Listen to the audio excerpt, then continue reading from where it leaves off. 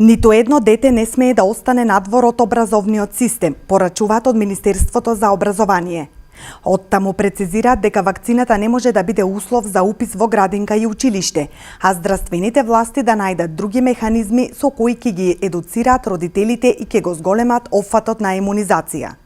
Во Уставот на Република Македонија е наведено дека основното образование е задолжително. Ова значи дека ниту едно дете не смее да остане надвор од образовниот систем.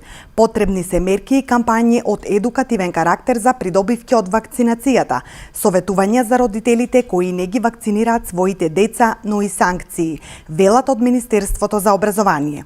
По ваквиот став од Министерството за образование, министерот за здравство Венко Филипче вели дека разговараат со Министерствата за образование и за труд и социјална политика, во која насока да се прават измени. Посочува дека родителите треба прво да се советуваат.